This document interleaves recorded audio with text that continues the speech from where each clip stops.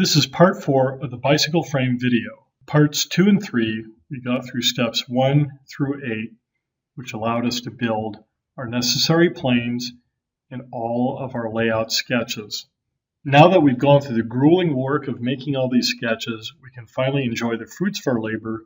And in this video, what we are going to be doing is making the front triangle of the frame. The front triangle will consist of top tube, down tube, head tube, C-tube, and bottom bracket shell. This will be the easiest part of the solid frame construction, and the construction of the stays and the rear dropout plate will occur in the following video. Those will be a little bit harder. Let's just roll back for a moment to step 8, which was the last step completed in the last video. And then the first step we will do in this video is step 9, which is nothing more than extruding the bottom bracket shell. Very easy. Step 10 is revolving the head tube, again very easy. Step 11 through 14 is the construction of the C-tube.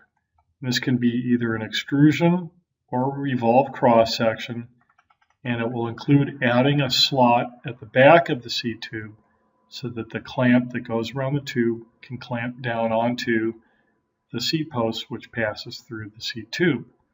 These are all very easy, and then things get a little bit harder but not too difficult when we make the top tube.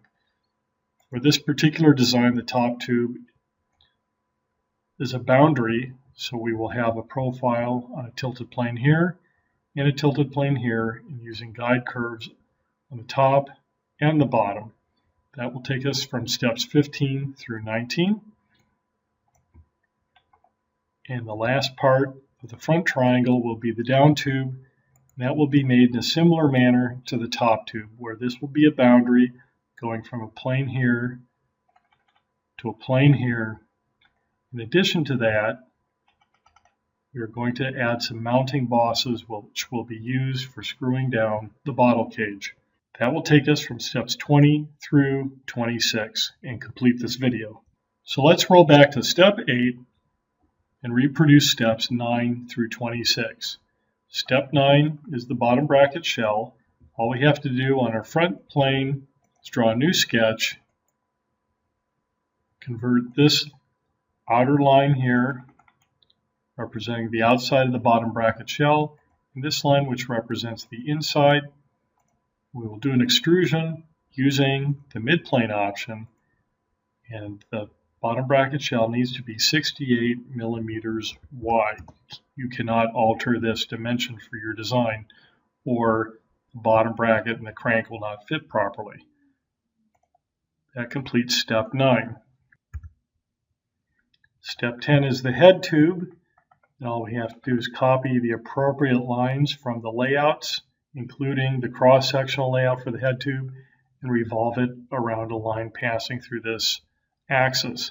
So on our front plane, once again, draw a sketch, copy this axis from the front layout sketch, convert that into a construction line, and then I will copy this entire sketch, which represents the inside of the head tube. And then I'll copy these appropriate outside lines and trim as necessary.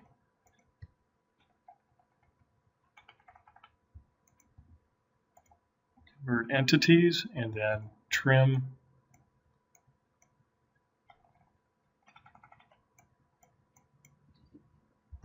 Now I can revolve around this line.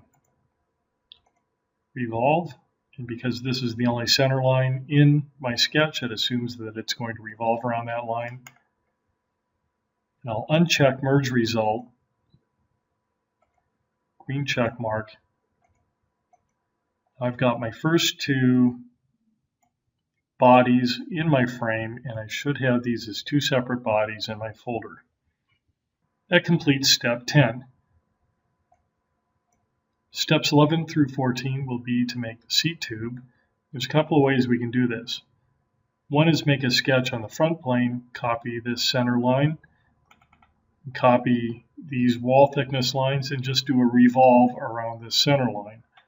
Or you can draw a plane on the top here and extrude a circular profile down to the bottom bracket shell. Either will work. For some reason, that's the solution I chose for my example file, so that's what I'll do now. So I'll make a plane passing through this line here. I'm going to reference geometry plane, and I can just select the front plane first as my first reference, and this line second.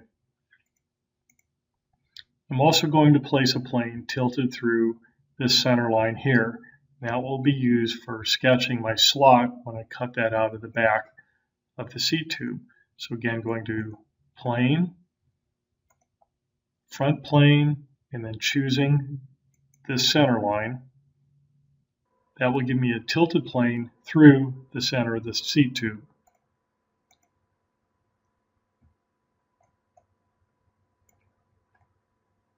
So we see this plane here, and we can see the plane on the top.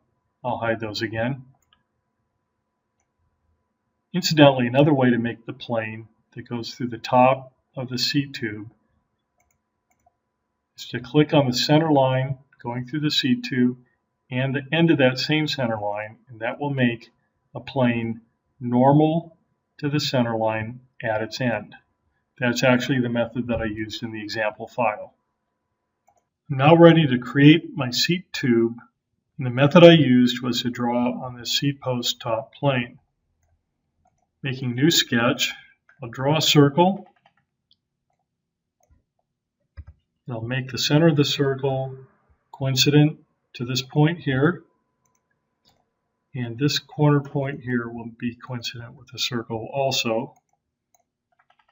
Then I need to make the inside of the tube. I'll make this concentric with this circle, and I'll make this point and the circle coincident. So here's my outside diameter, my inside diameter. I'm going to extrude this downward.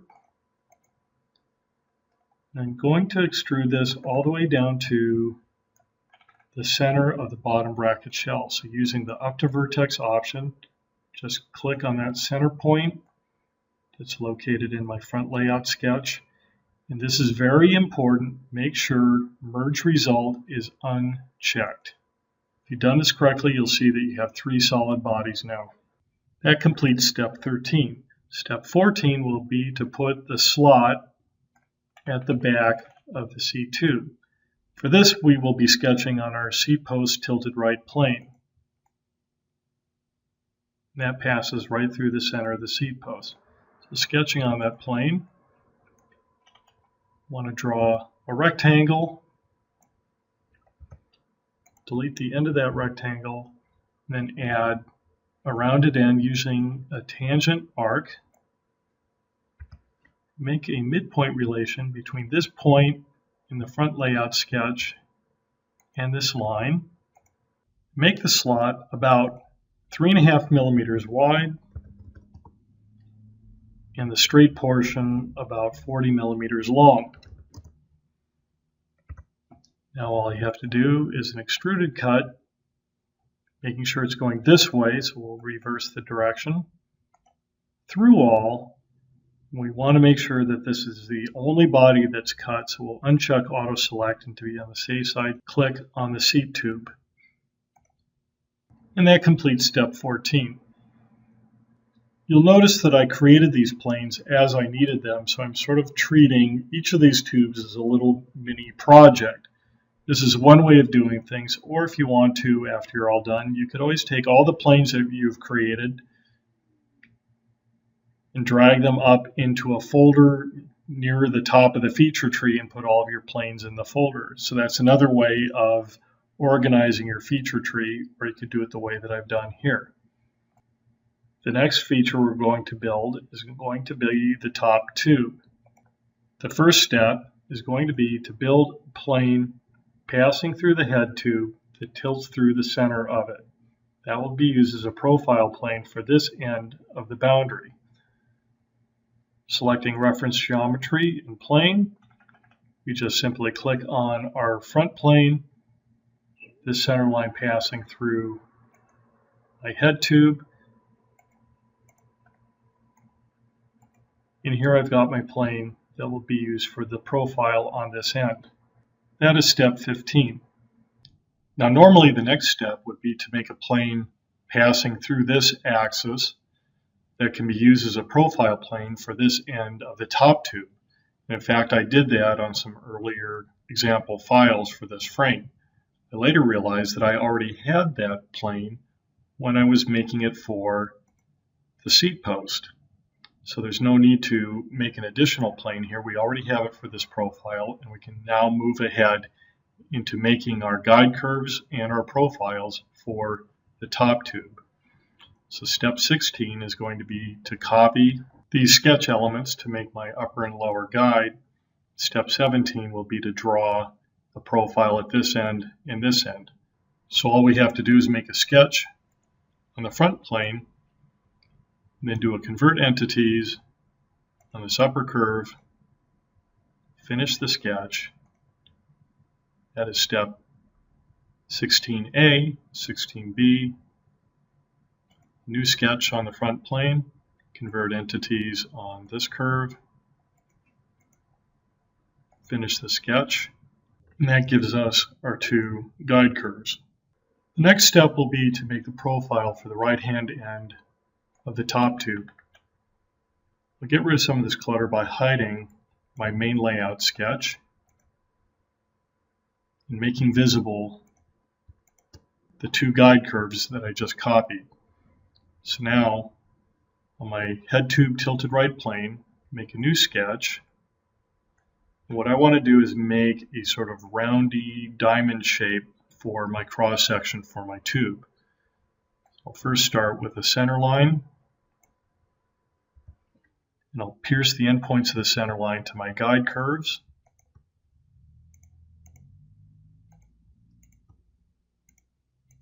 While I'm at it, I'll hide my head tube cross section sketch as well. That cleans things up a little bit, and now I can start drawing the actual cross section. So just using some 3-point arcs,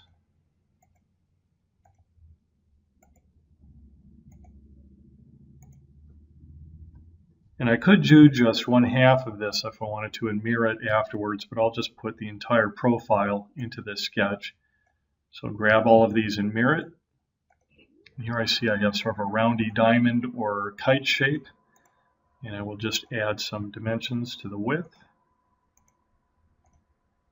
Make that about 40. I can see that that's fitting inside the head tube. I'll make this about 30.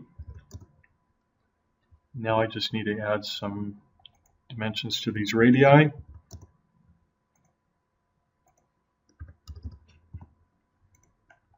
And that looks pretty good to me. Of course, you can have a completely different cross section here. You could have a big oval, or maybe a rectangular box with large rounded corners, or a more curvy box. Whatever you need, just as long as it's going to be pierced to this upper and lower guide curve. So finishing that sketch, we have our first profile. Moving to the other end, we can now sketch this profile on that seat post tilted right plane. So choosing that plane, making a new sketch, I'm going to make a similar cross section, only smaller. So drawing in a center line, making a pierce to the top guide, a pierce to the bottom guide, and then drawing in my curvy diamond shape again.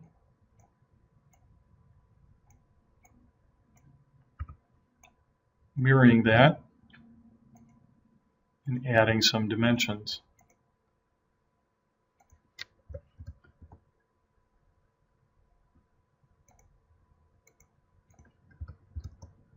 Now you might be wondering how I came up with these dimensions and how I came up with these shapes, and it was just all a lot of experimentation that I did before making this video. That looks pretty good. So finishing that sketch, we've now completed everything we need in order to make our boundary for the top tube. Zooming out a little bit here, going to Features, choosing Boundary. For direction 1, I will put in my profiles. Direction 2, my guide curves.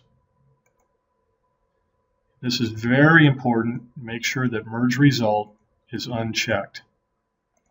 And that completes step 18, the top tube boundary. Now we have a boundary with very sharp edges, and we are going to be making this a shell or a tube, and it's not realistic to have sharp edges when you have a tube. The edges have to have a radius that's at least as large as the thickness of the tube and probably a little larger. Since this tube will be shelled at 2 millimeters, we want these edges to have a radius of at least 2 millimeters, and I'll make them 3 millimeters, which I already seem to have in my default. So I'll just click on these edges.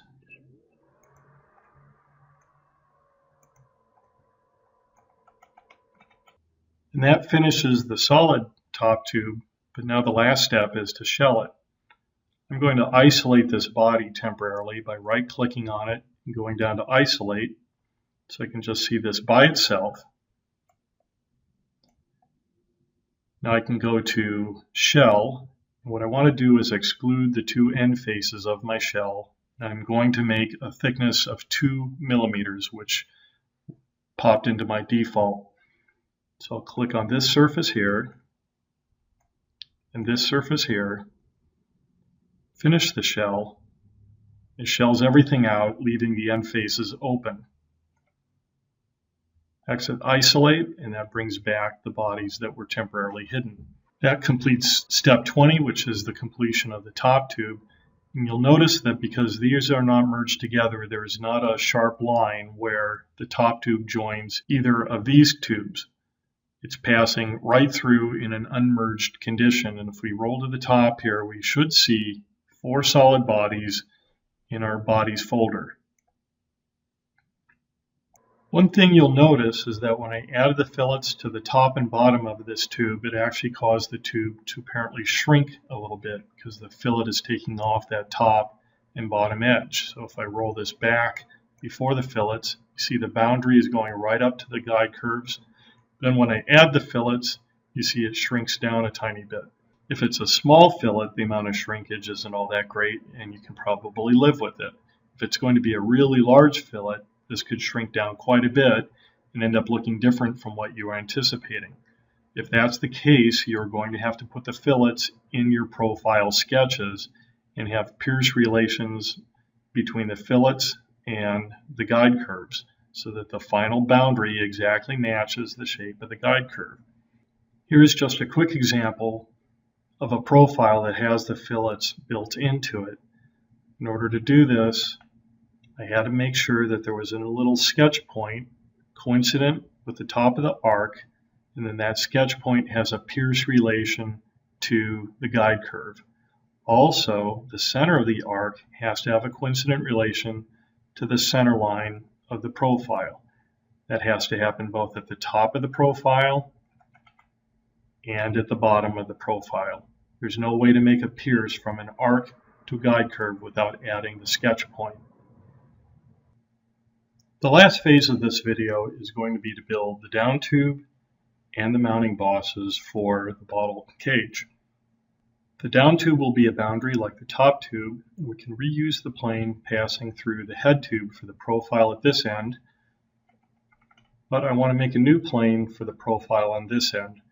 I probably could have used this plane, but if I did so, there was a possibility that the down tube was going to hang outside of the bottom bracket shell.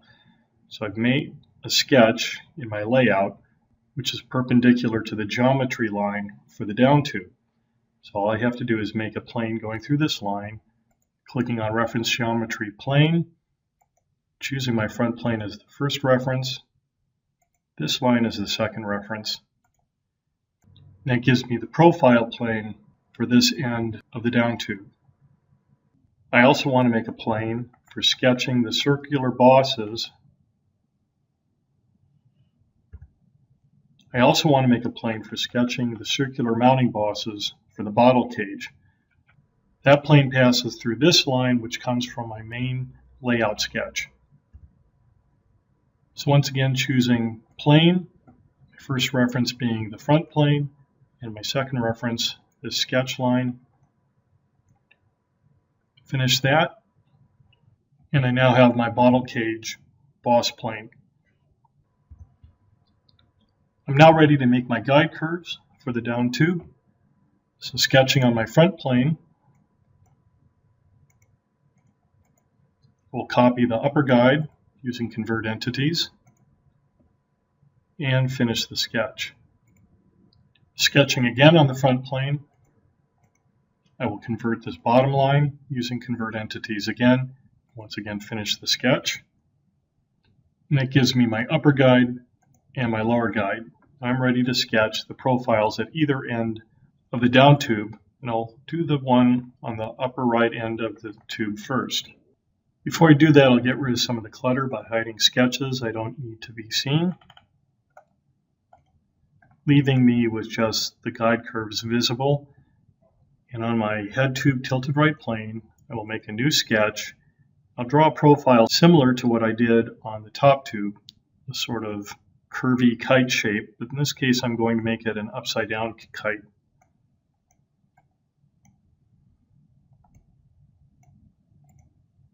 So drawing in a center line, piercing the ends to the guide curves, and making my profile coincident to those ends. Now I can mirror this and add some dimensions.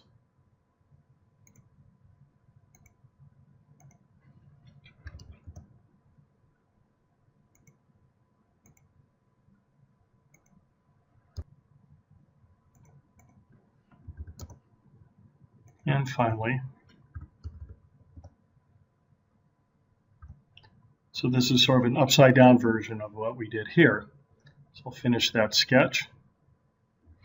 And that completes my upper profile for the down tube. Now moving down to the bottom area here, we're going to sketch on this plane we created down in the area of the bottom bracket shell. New sketch. Once again, drawing a center line, piercing to the guide curves.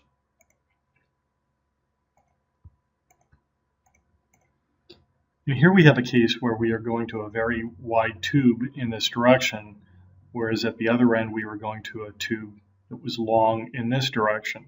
A lot of new bicycles often have a down tube that's very wide at the bottom bracket shell, but very short in this direction. So I'm going to make mine look sort of like that. So again, drawing an arc here, another arc, and mirroring that, and adding some dimensions.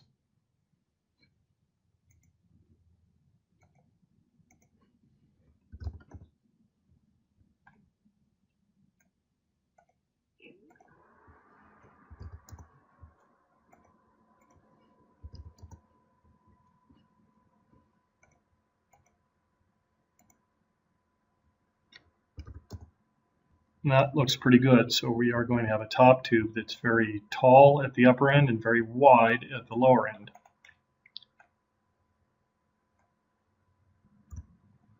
Finishing the sketch.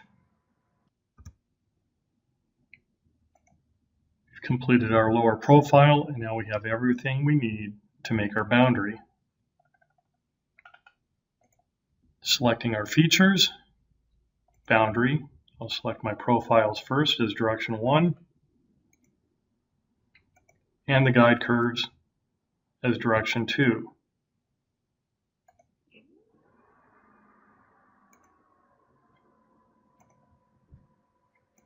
Now you see what I did here was I accidentally merged this to the bottom bracket shell, and I see that I have a sharp line here where they intersect, so let me re-edit that.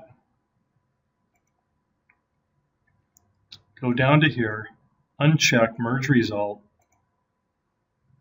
and we have our completed boundary, and we see that it is no longer merging with any of the surrounding tubes. We go to the top here, we should now see 5 solid bodies. I want to add fillets to the outer edges of this tube, just like I did before with the top tubes, making that 3 millimeters, just clicking all the outer edges.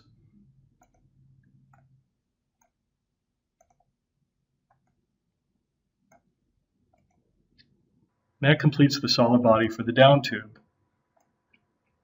Hiding everything for a moment, we can see how the tube is very wide down here, but not so wide in this direction. It's very tall here, but not very wide in this direction here.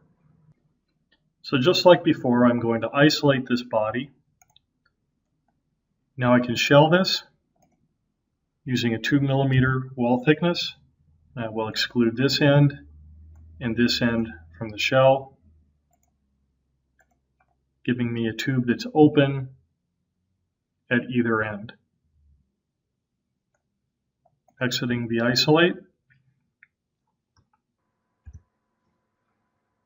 That completes step 27, and we only have one step left for this video. Making all my sketches visible again.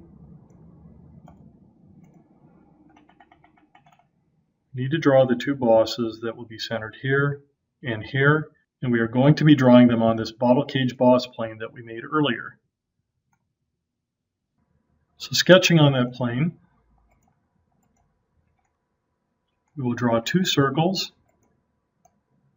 one here and one here, pierce the centers to the center lines,